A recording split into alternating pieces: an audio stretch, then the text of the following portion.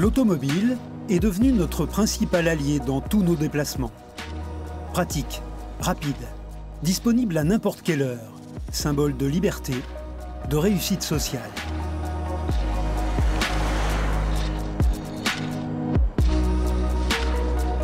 Mais aujourd'hui, elle commence à nous étouffer. Les nuisances qu'elle provoque remettent en cause le modèle du tout automobile. Le secteur des transports, ça reste le premier secteur émetteur de gaz à effet de serre. La voiture, c'est près de la moitié de ses émissions. Si on veut réduire ces émissions, limiter le réchauffement climatique, il faudra forcément moins de voitures. Il faut savoir que ces dernières années, les voitures, elles ont grossi. C'est un peu l'obésité des voitures, c'est-à-dire on fait des voitures plus grandes et plus lourdes, qui ont malheureusement des effets négatifs, puisqu'elles consomment plus d'énergie, elles consomment plus de matériaux, plus de ressources, et c'est pas du tout dans ce sens-là qu'il faut aller. La voiture, c'est près de 8 déplacements sur 10 encore aujourd'hui. C'est simple, on monte dans sa voiture et puis on file à son lieu de destination sans se poser de questions. Et cette voiture-là, elle a plusieurs problèmes, plusieurs enjeux en tout cas environnementaux. On l'a montré sur l'empreinte carbone, des enjeux de pollution de l'air, des enjeux de nuisances sonores. Le coût du bruit, on ne s'en rend pas compte, mais ça a quand même des coûts importants pour la société, près de 147 milliards d'euros, dont 2/3 sont imputables au transport, mais elle a aussi des enjeux sur la santé publique. Et donc ça se voit notamment, nos enfants ont des modes de vie extrêmement sédentaires et ça se traduit par une hausse de l'obésité, par des maladies cardiovasculaires. On a aussi la dégradation de la qualité de l'air qui induit une augmentation des maladies respiratoires, etc. Mais il n'y a pas que ça en fait qui fait qu'aujourd'hui ce système tout automobile il n'est plus tenable. Il y a des enjeux sociaux. On a vu la crise des gilets jaunes. On voit combien à chaque fois qu'il y a un renchérissement des carburants, la France entière est en émoi. Et pour cause, aujourd'hui, on a toute une partie de la population qui est totalement dépendante de ces voitures. Donc dès qu'il y a un renchérissement des carburants, ça leur impose de faire des économies ailleurs parce que le budget mobilité, il explose. Donc aujourd'hui, ça, c'est pas tenable. Au Réseau Action Climat, on avait fait un travail sur le coût que représente chaque année une voiture dans le budget d'un ménage. C'est près de 5 000 euros. Donc si demain, on peut s'épargner ces 5 000 euros de frais annuels, je pense qu'il y a beaucoup de personnes qui vont dire oui, aucun problème. Mais il faut avoir l'alternative. Dans le sillage de l'Union européenne, les lois visent désormais à réduire la pollution automobile. Les zones à faible émission vont écarter les vieilles voitures polluantes des zones urbaines, selon un calendrier qui pourrait s'étirer jusqu'en 2030. Et en 2035, on cessera de produire des voitures thermiques au profit de l'électrique.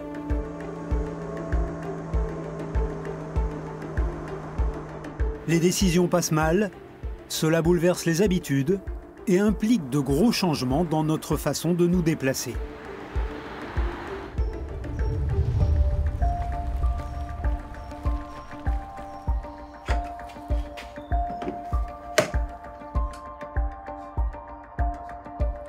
Alors, sur la voiture électrique, il ne faut pas considérer que c'est l'engin qui va résoudre tous les problèmes de la voiture thermique. C'est vrai qu'il y a un fantasme un peu général sur les mobilités. C'est l'idée que les solutions techniques vont permettre de pouvoir faire la même chose, mais en polluant moins. Des personnes qui pensent qu'on va basculer 38 millions de voitures à pétrole à l'électrique.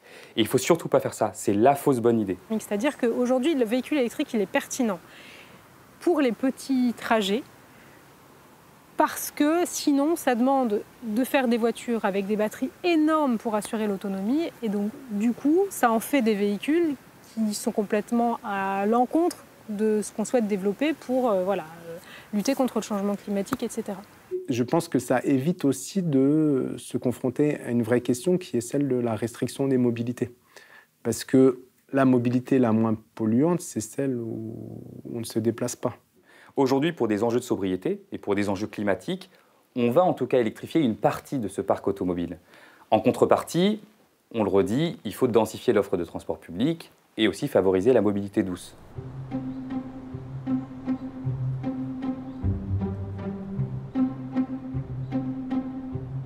La ville de Tours, en Indre-et-Loire.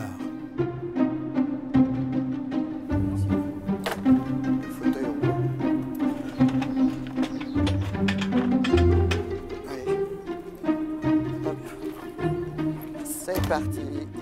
Un matin comme un autre, pour la famille Genex, dans un petit faubourg à proximité du centre-ville. Je vais prendre le bus pour me rendre au travail. Nous n'avons pas de voiture, donc nous utilisons les vélos et les transports en commun pour nous rendre sur nos lieux de travail ou à l'école.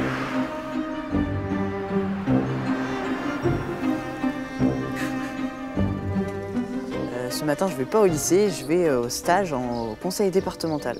Moi, je trouve ça un peu bizarre d'être en cravate comme sur un vélo, mais voilà, c'est mon moyen de transport, donc j'ai pas trop le choix, donc voilà.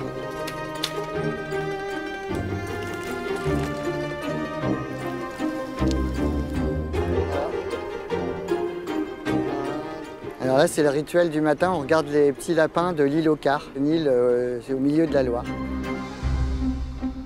Quand on a choisi notre maison, on savait que tous les matins, on allait traverser la Loire par ce petit pont, qui est un pont semi-piéton, vélo, et c'est toujours très agréable. Si on avait une voiture, là, on serait dans les bouchons. Ça serait une expérience tout à fait différente chaque matin. Bon, allez, on y va. En route pour l'école.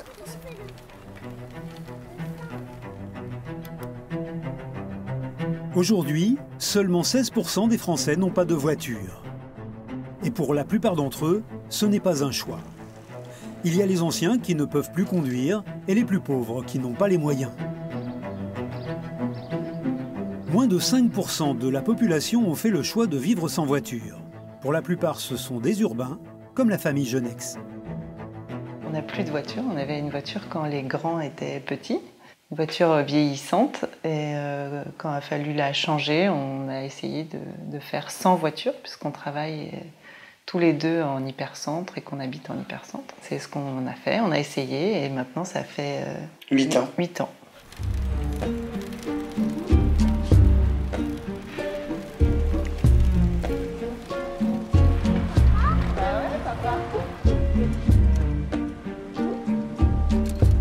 C'était économique au départ. On a fait le calcul et on s'est rendu compte que c'était idiot de garder notre voiture en fait. Ça plus c'était ça l'élément déclencheur. Et puis les soucis, pas avoir à se garer, à faire tous les entretiens tout le temps, dire ah mince les pneus à changer, la vidange, le contrôle technique, ah il y a un truc qui est abîmé, faut le changer, ou faut laisser comme ça mais du coup c'est abîmé.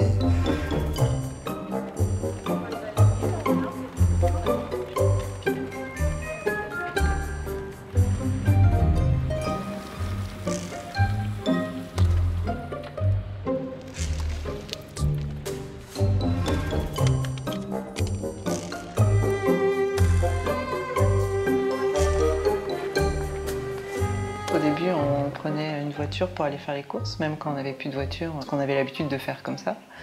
Et puis petit à petit, on a fait du drive, petit à petit, on a...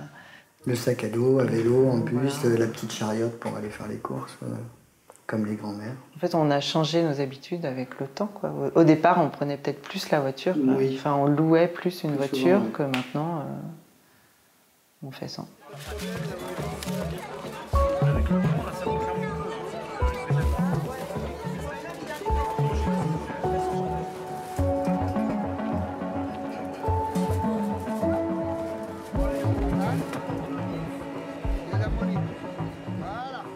On ne se déplace pas de la même façon, peut-être pas aussi régulièrement. On calcule, on dit bon bah là quand j'irai faire ça, j'en profiterai pour faire ça. Mais c'est vrai que quand je descends en ville, je me dis, faut bien que je pense, je vais à la bibliothèque, mais il faut que je pense à si j'ai un truc à aller acheter, un cadeau à faire. Je fais tout en même temps, en une après-midi ou en 1h30, 2h. Et quand je remonte à la maison, j'essaye de ne pas avoir à redescendre en fait. Donc si on avait une voiture, peut-être qu'on aurait plus peut-être l'habitude de faire des allers-retours peut-être plus rapidement. Et peut-être finalement que la perte de temps, entre guillemets, d'être obligé toujours d'y aller à vélo, à pied, en bus ou aller louer une voiture pour aller quelque part, plutôt que de faire 5 trajets différents, parce qu'on se dit bah, j'ai la voiture, allez j'y vais, ça serait à calculer, mais en noter tout, je pense que finalement on passe peut-être pas beaucoup plus de temps que les gens qui font tout en voiture.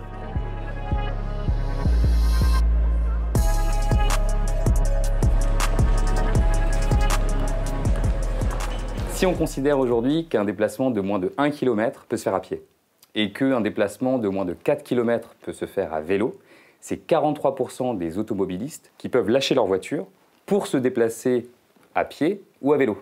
Les familles qui habitent en centre-ville ont une plus grande latitude pour s'affranchir de l'automobile. Parce qu'effectivement, quand on a tout à portée de main, comme on dit, c'est-à-dire tout à proximité, toutes les activités quotidiennes, l'école, les services, les équipements, le sport, effectivement, la famille peut utiliser la marche à pied, les transports en commun, le vélo. Et aujourd'hui, c'est vraiment dans les cœurs urbains qu'on voit ces changements de comportement, y compris portés par des familles.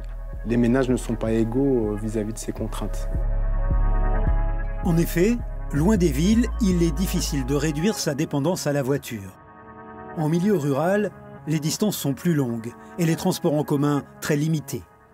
Certains, pourtant, ont fait le choix de vivre sans voiture à la campagne. En Touraine, à Possé-sur-Cisse, près d'Amboise, c'est le cas de Mélanie et Florent, un couple de jeunes artistes.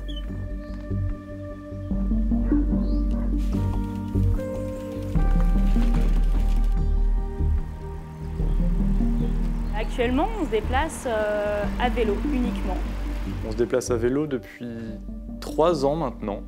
Au début, on a commencé vraiment avec des vieux vélos de récupération parce que il fallait urgemment qu'on trouve un moyen de remplacer la voiture qu'on avait malencontreusement cassée. Elle n'était pas irréparable, mais le prix que nous coûtait la réparation était trop important par rapport à ce qu'on avait à mettre dans une voiture qui nous servait 1% du temps peut-être. En fait, la voiture, on l'utilisait une fois par semaine pour faire les courses parce que nous, on a une vie assez sédentaire, c'est-à-dire qu'on travaille à domicile et donc ça n'a pas été un sacrifice en fait de se séparer de la voiture. Donc là, qu'il y a un élément extérieur qui vienne en fait nous forcer à faire un choix, ça a été le déclic, quoi.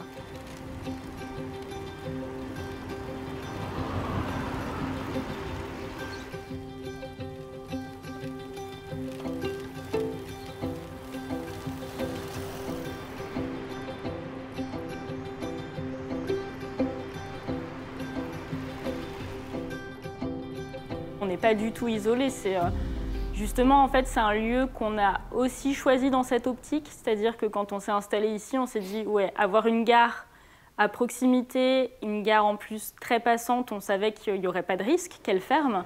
On est sur la ligne Tours-Paris. Donc voilà, c'est une ligne qui est très empruntée, il y a des trains souvent. Puis tout est quand même relativement proche géographiquement. On est à 6 km d'un gros marché. On n'a pas 20 km avant le premier magasin, on n'a pas ce genre de choses. Les 5-6 km qui nous séparent justement de la gare ou de la ville d'Amboise, c'est des choses qu'on fait naturellement plusieurs fois maintenant par semaine parce qu'on a souvent des rendez-vous, des choses comme ça. Et en fait, on se rend compte aussi qu'on est plus mobile sans la voiture. Parce qu'on n'a pas à se poser la question de où on se gare. C'est beaucoup plus libre. On prend notre vélo, on l'enfourche et puis on file et tout se passe bien.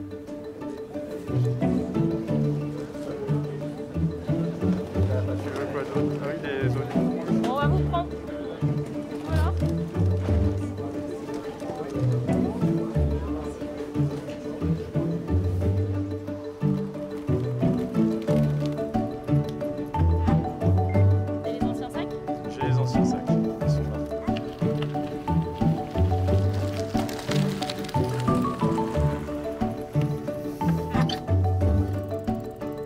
Nos conditions de vie ont déterminé notre choix de mode de déplacement. Si on avait été plus isolé, on aurait sûrement choisi un autre mode de déplacement. Peut-être qu'on aurait gardé une voiture, peut-être en autopartage. Le mode de vie qu'on a, le mode de déplacement qu'on a, ça ne s'applique pas à tous les cas, à tous les gens. Nous, ça nous va parce qu'on ne sort pas beaucoup, parce qu'on est jeune, on est en bonne santé. C'est important aussi, je crois. Et je pense que oui, c'est tout à fait transposable, notre mode de vie, à celui d'autres personnes. Il faut juste accepter que les choses changent un petit peu. Des habitudes à accepter de perdre. Et c'est vraiment ça le plus difficile à faire. Je pense que ça se fera un jour. Et je pense que ça se fera quand l'essence sera trop chère.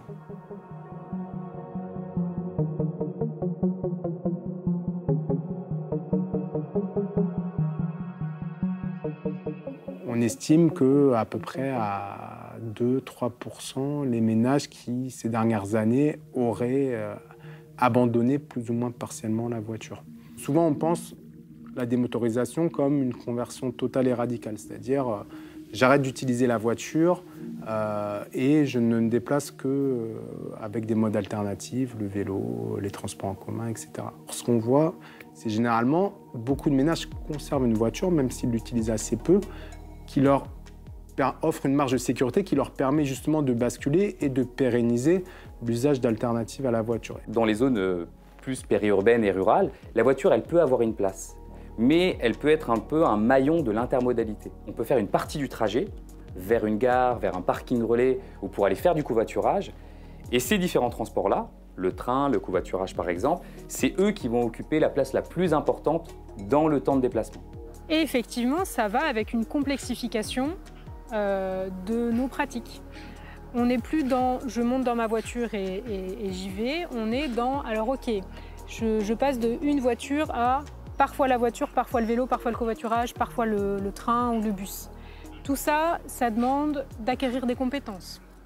Ça demande de savoir ce qu'il y a comme offre sur le territoire. Ça demande simplement de réfléchir à tout ça et de se trouver une nouvelle routine beaucoup plus compliquée qu'avant.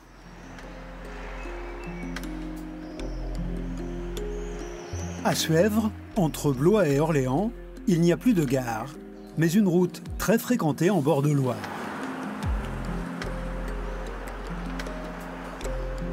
François a choisi de se débarrasser aujourd'hui de la deuxième voiture de la famille qu'il utilisait pour aller au travail. On appelle cela la démotorisation partielle.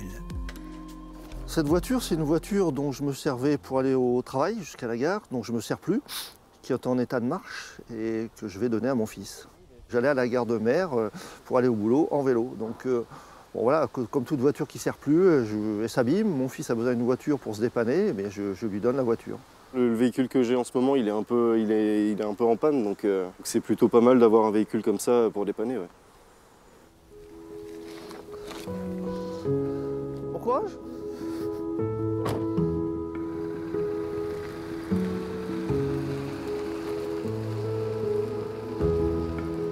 Il faut que chacun réfléchisse à ce que je peux faire. Est-ce que ça a du sens de prendre ma voiture pour faire 3-4 km, sachant que j'ai une voiture qui fait quasiment que ça. Donc la voiture d'appoint, il faut y réfléchir hein, quand on chiffre un peu le coût d'une voiture d'appoint et puis l'impact que ça. Quoi. Il y a plein de situations dans lesquelles on pourrait faire beaucoup mieux. Faire beaucoup mieux, c'est dire, voilà, est-ce que je ne réfléchis pas à mon mode de transport ?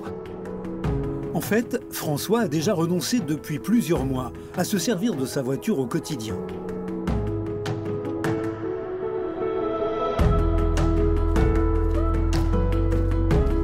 Il est adepte de l'intermodalité. Pour se rendre au travail ou en revenir, il enchaîne 4 modes de déplacement. Et le premier, c'est la marche à pied.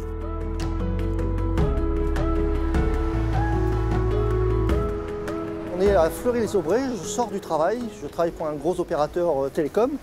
Et donc je vais rejoindre le tram qui se trouve à une dizaine de minutes d'ici, qui m'emmènera jusqu'à la gare d'Orléans. Gare d'Orléans où je reprendrai le train pour la gare de Mer, à 35 km. Là, je retrouverai mon vélo au garage et avec mon vélo, je rentrerai à la maison à Suèvre pour une vingtaine de minutes de trajet.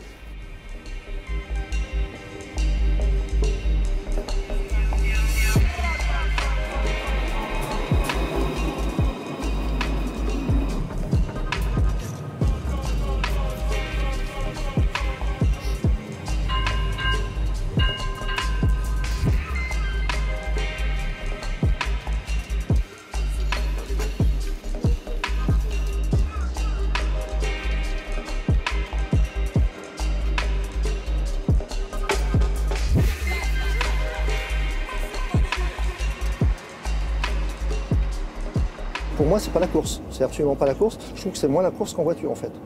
Il y a plus d'incertitude avec la voiture qu'avec le train ou le tram. C'est ce que j'ai trouvé de plus abordable et puis ça me permet ponctuellement de travailler dans le train, même si le trajet est court. Le trajet est quasi plus long en voiture qu'en train, tram, vélo, à pied. Il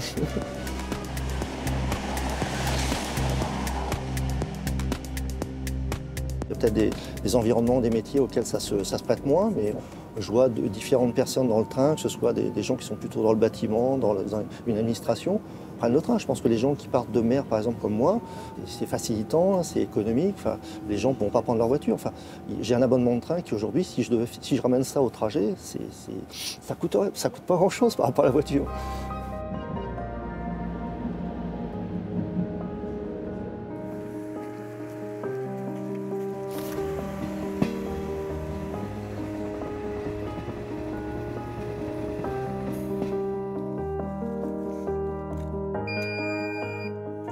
Il y a un garage à vélo à la gare, par exemple, qui, moi, il ne me coûte rien, puisque j'ai un abonnement de train, j'ai juste à ma case, je la mets dessus, je rentre.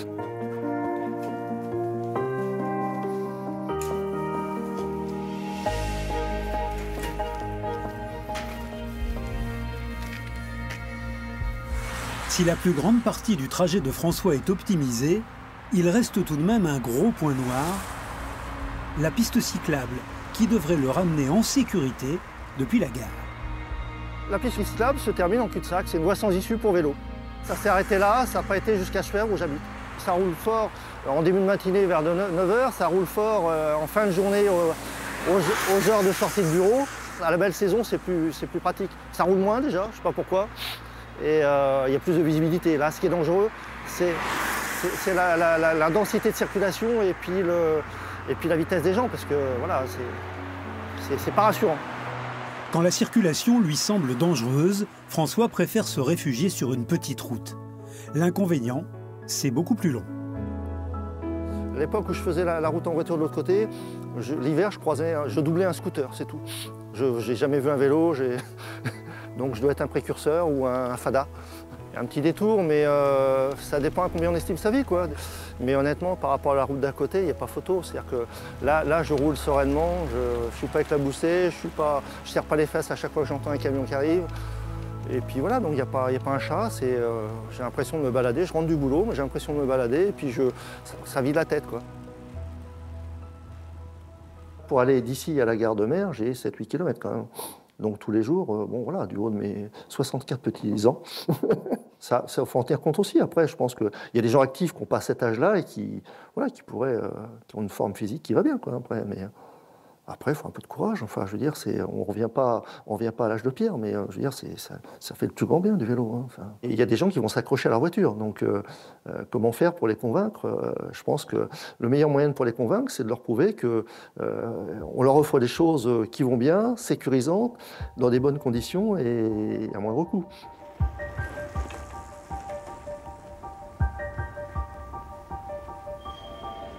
Pourtant, dans la plupart des cas, l'un des gros problèmes du déplacement multimodal, c'est sa complexité. Et c'est encore pire quand le trajet est lointain et inhabituel. L'idée désormais, ce serait d'organiser ces déplacements grâce au numérique, avec une billettique simplifiée et des moteurs de recherche capables de synchroniser tous les horaires de tous les modes de transport.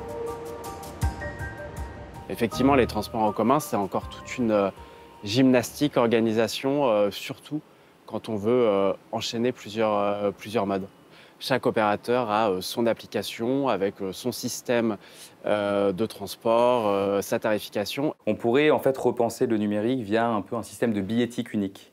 Ça, effectivement, c'est un peu le principe du MaaS, donc Mobility as a Service, où l'idée, c'est que, en gros, on facilite l'intermodalité, le passage d'un mode à un autre, en supprimant toutes les barrières.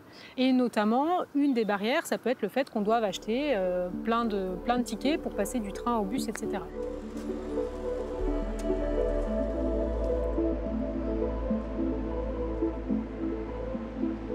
De la même manière, on peut aussi imaginer un peu les tickets uniques ou même des tickets climat. Le réseau Action Climat, il propose aujourd'hui ce système de tickets uniques qui permet aussi d'avoir un accès illimité au transport dans sa région, c'est-à-dire de pouvoir bénéficier de façon illimitée au bus, au tramway, au train régional, via en fait finalement ce ticket unique. Quand on regarde un petit peu ce qui s'est passé autour de chez nous dans d'autres pays européens, on se rend compte que ce débat qui semble juste émerger en France, en fait, ça fait parfois des années, voire des dizaines d'années qu'il a été traité, qu'il est traité dans d'autres pays. Si vous prenez les Pays-Bas, par exemple, depuis 2005 maintenant, donc ça fait presque 20 ans, ils ont mis en place un fameux système justement de titre unique Ce qui est hyper intéressant avec ce qui s'est passé en Allemagne ou en Autriche, même avant, avec ces systèmes vraiment d'abonnement mensuel qui ont un prix fixe, 49 € par exemple en Allemagne, et qui permettent vraiment de faire tous ces trajets du quotidien en transport collectif, c'est qu'on se pose plus cette question de « Ah ok, très bien, ce trajet-là, je sais que je l'ai à pas très cher, mais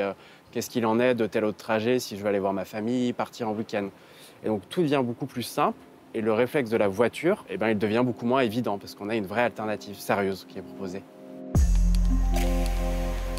Le problème, c'est que diminuer la place de la voiture dans nos vies, ce n'est pas seulement une démarche technique et rationnelle. Comme symbole, le recours au transport en commun est un échec. La possession d'une voiture, une réussite. À partir des années 70, l'entrée dans la société de consommation, la voiture a été investie très fortement socialement en tant que critère de distinction sociale. C'est-à-dire qu'avoir sa voiture, c'était participer à la société de consommation. Donc cet imaginaire de la voiture, il reste quand même très présent dans notre société. Pourtant, une idée fait son chemin. On pourrait continuer à utiliser la voiture, mais moins souvent et surtout sans en être propriétaire. L'avenir, c'est aussi un système dans lequel, effectivement, le vélo ou la voiture en location est plus fréquente qu'aujourd'hui, où on est moins souvent propriétaire de son véhicule. On voit qu'en tout cas, c'est une perspective. Alors déjà, le leasing, pour certains propriétaires, c'est-à-dire la location de voiture, avec un abonnement mensuel, il a un peu déjà sonné le glas de la propriété pour ceux qui ont souhaité basculer vers le leasing. Mais il ne faut pas oublier aussi l'autopartage. L'autopartage, le fait de mettre à disposition des pools de véhicules, ça, c'est vraiment une solution qui peut s'inscrire dans l'avenir. Parce qu'effectivement, aujourd'hui, un ménage, par exemple, sans enfants qui habite en centre-ville, n'a pas forcément beaucoup de raisons, s'il ne travaille pas en périphérie, d'avoir une voiture en propre. Un véhicule en autopartage, il peut remplacer 5 à 8 voitures. Il peut supprimer 10 à 20 000 km de trajet voiture par an et il peut libérer 1 à 3 places de stationnement en voirie. L'autopartage, c'est tout simplement des voitures de location en accès simplifié, comme les services de vélo ou de trottinette qui se sont développés dans les villes. Le principe de l'autopartage, c'est vraiment de mutualiser les voitures. On part surtout d'un constat que les voitures particulières, personnelles, sont très peu utilisées. La statistique nationale, c'est 3% du temps. Une voiture personnelle est utilisée, là où les cities vont être pris jusqu'à 30 voire 40% du temps. En fait, c'est surtout être amené à réfléchir sur sa mobilité. Que la personne qui va passer à l'autopartage va déjà faire beaucoup moins de kilomètres en voiture que lorsqu'il avait sa voiture personnelle. Un exemple un petit peu caricatural, mais qui est parlant, c'est par exemple, j'ai ma boulangerie qui a 500-600 mètres, il ne fait pas très beau, j'ai ma voiture personnelle, je vais prendre ma voiture. J'ai l'impression que ça ne me coûte rien, entre guillemets. Alors qu'en fait, ça coûte toujours, sauf que ce côté non coûteux est un peu illusoire. On ne se rend pas compte. Là où, avec l'autopartage, on est facturé à la course. Donc si la course, même si elle est de 1 ou 2 euros, elle coûte plus cher que la baguette de pain, on se rend tout de suite compte que c'est un petit peu absurde. Donc on va se dire, finalement, je peux peut-être y aller à pied ou à vélo. Et puis s'il pleut, je prends un parapluie, je m'adapte. Mais il y a certains déplacements qu'avant on faisait en voiture qu'on fait autrement. Il faut bien voir que la personne qui passe en autopartage va changer ses habitudes, va évoluer en tout cas et donner plus de poids, plus d'importance au vélo, à la marche ou au transport. Donc c'est très important quand on a une station comme celle-ci, qu'elle soit par exemple à proximité d'un parc vélo ou d'un arrêt de bus ou de tramway, puisqu'on n'a pas nécessairement une station d'autopartage en bas de chez soi, donc il faut bien s'y rendre. On est vraiment dans ce qu'on appelle le mix multimodal.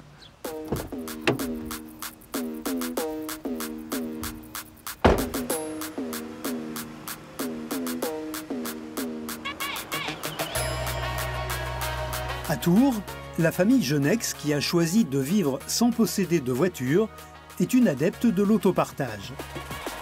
Aujourd'hui, on va chez des amis qui habitent à peu près à 25 km de Tours. On va passer la soirée faire un barbecue chez eux. Hop, donc là...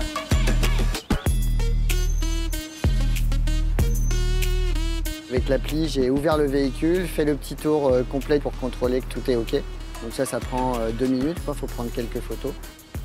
Et ça remplace le temps de faire la queue au guichet de location, de montrer tous les papiers. Ça, c'est un système beaucoup plus flexible et c'est indispensable quand on n'a pas de voiture. Hop, c'est parti. Donc là, je suis descendu en ville chercher le véhicule à sa station et je remonte à la maison chercher la petite famille.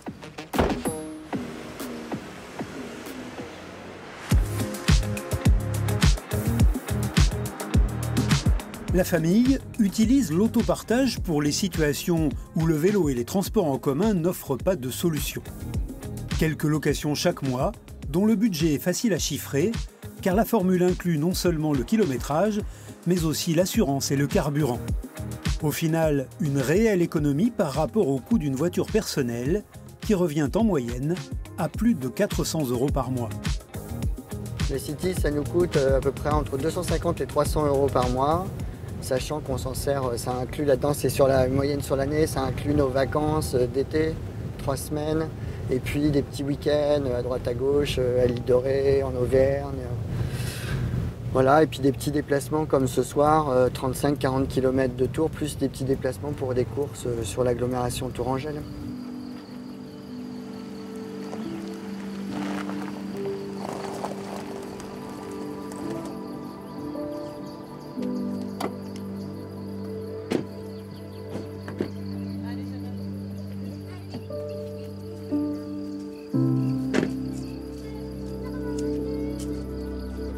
Daniel et Sarah, qui reçoivent les Jeunex, vivent à plus de 35 km de Tours, en pleine campagne.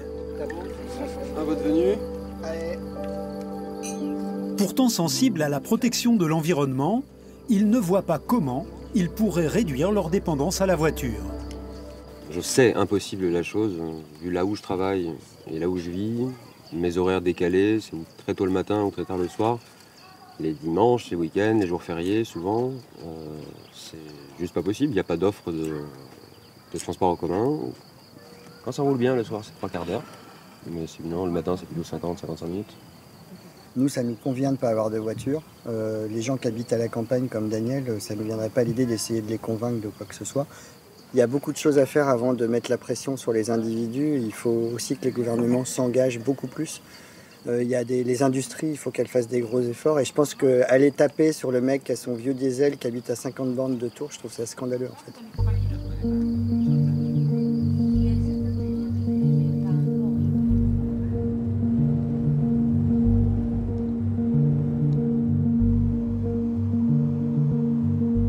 Que va devenir l'attractivité de ces territoires si se déplacer devient plus cher, plus difficile, ou si la réglementation, par exemple, contraint l'usage de la voiture.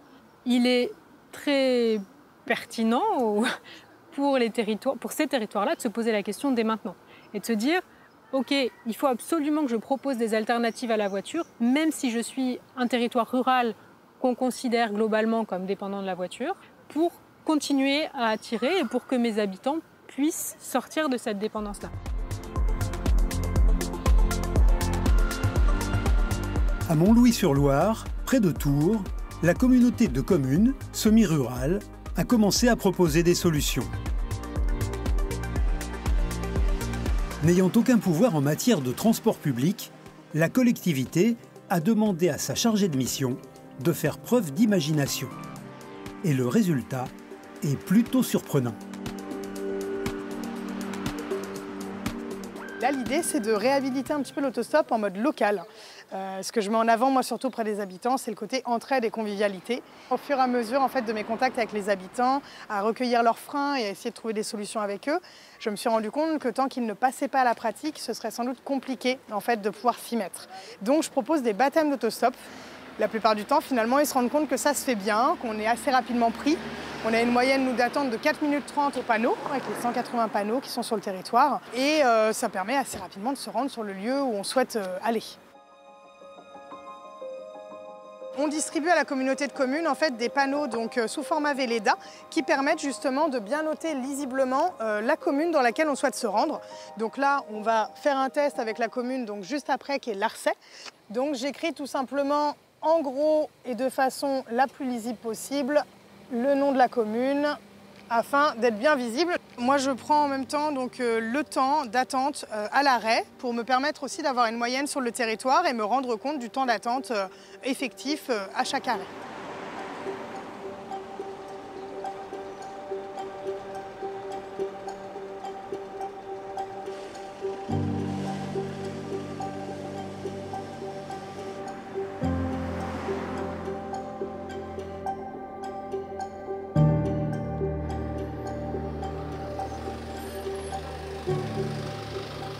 Bonjour. Bonjour monsieur. Il n'y a pas de souci? Merci beaucoup. Ah bah écoutez, c'est parfait. Quoi qu'il arrive, ça rend service. Vous connaissez le dispositif Réseau Pouce? Réseau Pouce. 20 secondes à peine et la première personne qui s'est arrêtée, un monsieur très gentil du coup qui connaissait pas le dispositif mais qui voulait rendre service, qui s'est excusé d'avoir ses outils au sol. Je dis bah vous me rendez service, c'est déjà ce qu'il y a de mieux, donc extra. Mais c'est toujours hyper plaisant parce que voilà, c'est juste une personne qui a envie de rendre service et c'est souvent ce qui se passe et ce que les habitants voient quand on fait les baptêmes, c'est que c'est de l'entraide, vraiment de la convivialité, c'est simple en fait. Les personnes vont à un endroit, ça leur fait plaisir de rendre service également. Donc il y a vraiment ce lien-là qui est un lien humain qui fait juste tout simplement du bien, quoi.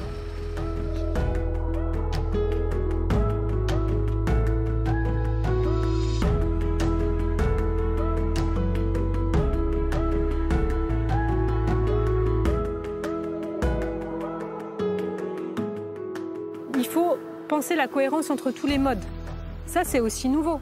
De dire que le covoiturage ou l'autostop de proximité, c'est pas en concurrence avec le transport public. Il faut réussir à avoir cette pensée-là sur le long terme et à réussir après à trouver la façon de financer tout ça. J'ai échangé récemment avec un maire d'une commune rurale qui me disait mais finalement, tout l'argent qu'on met aujourd'hui dans les transports en commun, qui transportent quelques personnes, qui nous coûte très très cher, est-ce qu'on ne pourrait pas le repenser et l'allouer au vélo? Finalement, il y a un potentiel de report modal vers le vélo qui est extrêmement important. Et si on mettait autant d'argent sur le vélo qu'on en met aujourd'hui sur les transports en commun, en tout cas dans son territoire à lui, on pourrait aller très très vite.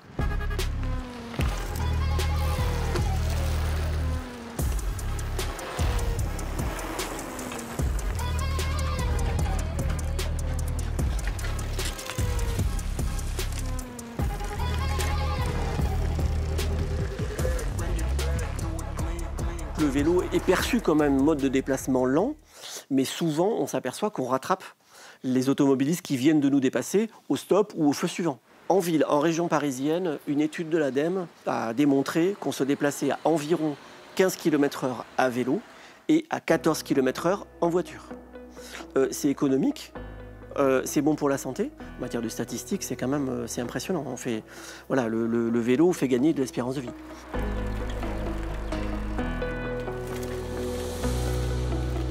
Passer de la voiture au vélo, ça veut dire acquérir des compétences de cycliste. Et ces compétences de cycliste, elles ne sont pas du tout innées. Il faut apprendre à faire du vélo, par exemple, en ville ou dans un espace qui n'est pas celui de la balade du dimanche. Circuler en ville, parmi les voitures, etc., c'est un apprentissage.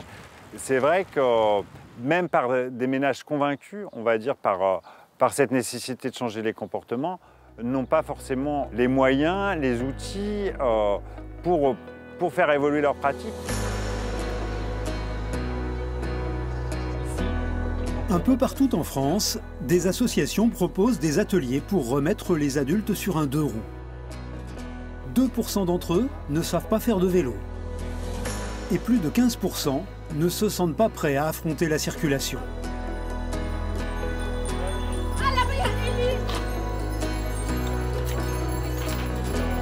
L'autre cible, ce sont les enfants, accompagnés ici à Tours dans une opération de promotion du vélo. Le défi L'école j'y vais à vélo, il a aussi pour objectif de lutter contre l'enfant légume, comme nous on l'appelle, que l'on trimballe, où les parents font le taxi d'un point A à un point B pour aller à l'école, au club de judo, etc. Là, l'idée, c'est vraiment de remettre l'enfant sur l'espace public et il faut réaménager la ville pour permettre à ces enfants de se déplacer sur l'espace public à vélo. Dans les grandes villes, le vélo a fait ses preuves ces dernières années, au point que certains professionnels en ont fait leur mode de déplacement et même leur outil de travail, comme ce livreur qui intervient dans l'agglomération tourangelle.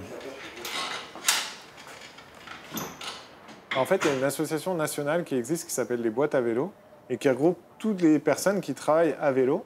Donc on va avoir des plombiers, on va avoir des électriciens, des nettoyeurs de vitres, des traiteurs. On est vraiment arrivé à un point de vue technologique où on est capable de tout transporter à vélo. Et c'est pour ça que je suis passé au vélo cargo plus remorque.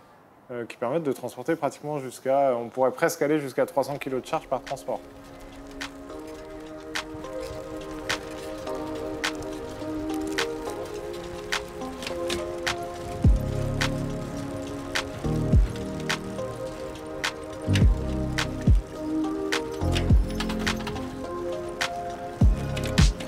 Alors là, c'est la guerre. Là, honnêtement, celui qui est en camion, je le plains. Enfin, là, moi, en vélo, je me balade. Et quand je vois le nombre de camions et de camionnettes qu'il y a partout, les livreurs qui sont en camion, ils sont obligés de se garer vachement loin et de tout finir au transpalette. Nous, en fait, notre client, il est juste un peu à droite. On va aller se garer juste devant sa porte pour décharger.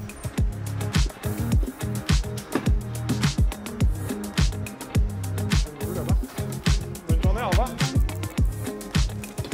La réaction des transporteurs est plutôt bonne, les transporteurs en camion, parce qu'ils ont compris en fait qu'on était complémentaires et qu'on faisait le même métier et qu'en plus, moi, j'allais pas les gêner. Je les bloque pas dans la rue, je les bloque pas pour pouvoir stationner. Ils sont plutôt contents. L'autre avantage aussi, c'est que nous, on n'a pas de limitation d'horaire. Donc ça veut dire qu'on a le droit de livrer après 11 h. Les motorisés, en fait, vont être bloqués après 11 h, ils vont plus avoir le droit de rouler. Et nous, on va pas avoir ce souci-là, en fait. Il n'y a pas de frein, hormis les freins psychologiques, on va dire, à passer au vélo. Mais c'est important qu'on préserve cet accès camion, parce que demain, un supermarché ou une petite supérette qui va être en centre-ville, la livrer en vélo cargo, c'est dérisoire. Il faut être transparent, on ne fera pas 30 allers-retours de vélo cargo pour livrer un supermarché. Par contre, de livrer 10, 15, 20 restaurants dans la journée sur un centre-ville, là, c'est pertinent en vélo. Alors, il y a une vraie efficacité parce qu'on peut passer dans les pistes cyclables, donc on n'est pas soumis à tous les bouchons. On en a un petit peu parce que dans les petites rues, forcément, on reste bloqué derrière les voitures. On va aussi vite qu'une voiture. Une voiture, la vitesse moyenne, ça va être 14 km/h en ville. En vélo, on est plutôt autour de 17 km/h. Donc là, on va aller plus vite. Alors, il y a le côté coût, forcément, un vélo, un attelage complet, on va être entre 10 et 15 000 euros. Vélo cargo plus remorque. On est quand même très loin de prix d'un utilitaire. Et bien sûr, il y a le côté écologique, on ne jette pas de CO2, on ne consomme pas d'énergie fossile, on ne fait pas de bruit en ville, et ça, c'est important aussi. Donc c'est aussi une qualité de vie améliorée pour tout le monde.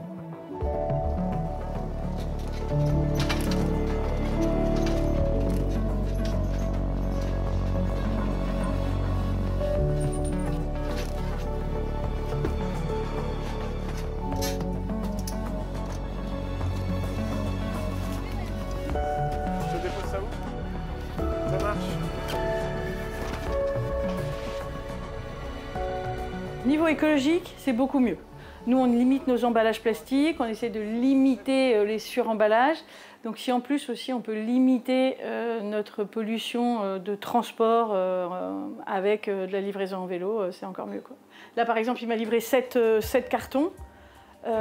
Si c'était un gros camion, pour 7 cartons, ça n'a pas de sens, quoi. Il faut que les transporteurs s'habituent à faire ce dernier kilomètre à l'intérieur des villes en vélo. Avec le vélo, c'est le train qui semble s'imposer comme l'autre pilier d'un monde avec moins de voitures.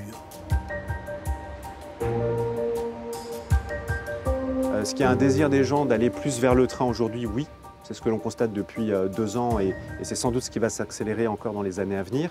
Et oui, on a, nous, des gens qui nous disent dans les territoires ruraux qu'on visite qu'ils ont envie de moins dépendre aussi ou de moins utiliser leur véhicule personnel pour faire des trajets domicile-études ou domicile-travail. Donc la demande, elle est là, oui. La grande faiblesse du train actuellement, c'est qu'il dessert mal les zones rurales avec des trains trop rares en raison de leur taille et de leur coût de fonctionnement.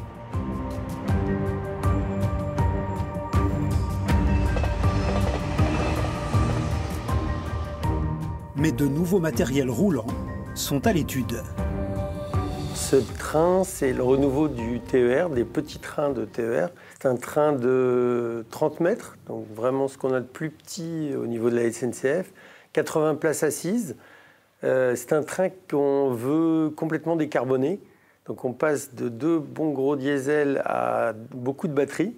Nous, on est plutôt sur les lignes actuelles dont la desserte est pas assez dense, il n'y a pas assez de trains.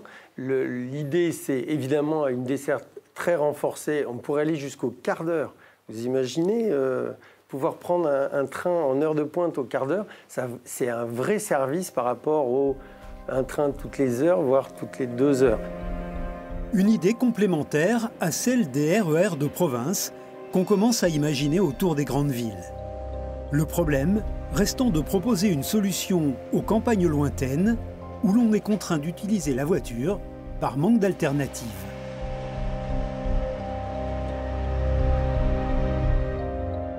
L'avenir du train de campagne sur les petites lignes au bord de l'abandon est en train de se jouer dans les bureaux d'études.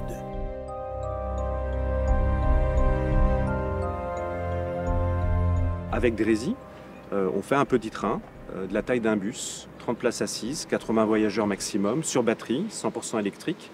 Ça nous permet de réduire les coûts d'exploitation du train demain. Donc ce qu'on cherche à faire à travers un projet comme Drézy, c'est être 50% moins cher sur ces lignes comparé à leur exploitation par un train lourd classique d'aujourd'hui. Donc 50% moins cher, ça permettrait d'en mettre beaucoup plus. Et puis, il y a les lignes où plus rien ne circule. Les campagnes où l'autocar n'arrive pas à convaincre. Le pari, c'est d'aller chercher les gens presque chez eux pour les ramener à une gare importante grâce à un étonnant petit train. On a aussi un autre projet qui est un projet de navette rail-route, Flexi, qu'on destine lui plutôt à des lignes aujourd'hui non circulées. C'est de la voie unique, donc des difficultés pour se croiser. Sur les passages à niveau, aux intersections routières, notre idée là, c'était de dire enlevons les passages à niveau et à l'endroit de l'intersection avec la route, passons sur la route et transformons le passage à niveau, cette rencontre entre la voie ferrée avec la route, en simple carrefour routier. On n'a pas voulu mettre une voiture sur les rails, on a voulu faire un train d'un nouveau genre, 14 places, 100% électrique sur batterie, qui pourrait céder de la route pour faciliter le ferroviaire.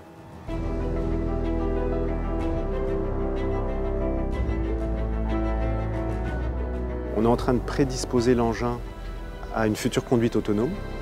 On pense que c'est un peu trop tôt, mais en tout cas, on veut avoir la possibilité demain de voir évoluer ce train vers de la conduite autonome. Donc s'il n'y a plus de conducteur, on sera encore beaucoup plus libre pour avoir des amplitudes horaires en extrême journée plus facilement. Donc on va automatiser un certain nombre de séquences de circulation, mais à terme, ce que l'on veut, c'est qu'elles soient totalement autonomes.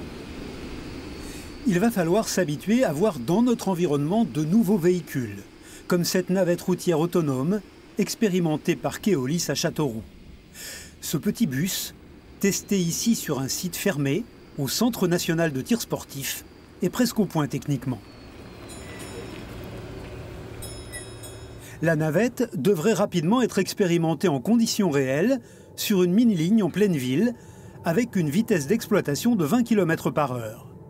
Les véhicules seront reliés à un poste de contrôle sous la surveillance d'un opérateur en capacité d'intervenir à distance à tout moment.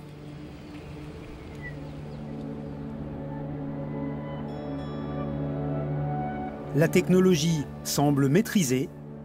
Reste à mesurer à quel point les voyageurs sont prêts à se déplacer dans un véhicule sans pilote.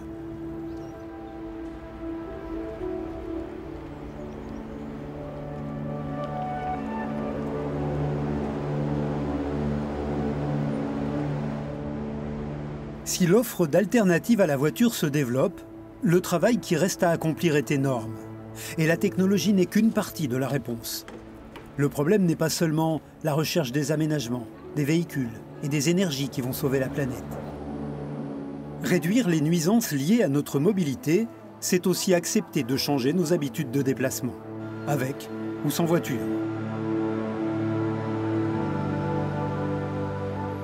En fait, il faut simplement qu'on considère aujourd'hui, comme quand on parle de changement climatique de manière générale, qu'on est dans une planète qui a des limites. On l'a oublié en fait, mais il faut juste se rappeler ça, quoi. Je pense qu'on se déplacera moins et qu'on se déplacera autrement. En fait, on va remettre des limites dans ce qu'on a considéré comme quelque chose comme du tout possible. Voilà. Comme les offres alternatives sont peu disponibles, la voiture, elle reste extrêmement majoritaire. Il faut qu'elle le soit moins. Et bien même dans les scénarios qui nous disent qu'il va falloir se déplacer beaucoup moins en nombre de trajets, en distance parcourue, en fait, même ce scénario-là ne dit pas du tout on va rester cloîtré à la maison ou on va se déplacer dans l'hyperlocal. Oui, l'enjeu, c'est vraiment de changer cette organisation des transports. Et on ne dit pas que c'est facile, c'est un travail qui est énorme, c'est un défi qui est énorme. Mais On n'a pas le choix, en fait, on a plus beaucoup de temps, il faut absolument qu'on s'attelle à ça. Ça a énormément changé en quelques années. Le premier plan vélo, c'est 2018. C'est extrêmement récent. Et il y a plein de choses qui se sont développées. Les mentalités, je parle là des techniciens, des élus, ont énormément évolué ces 4-5 dernières années. Donc voilà, oui, soyons un peu patients.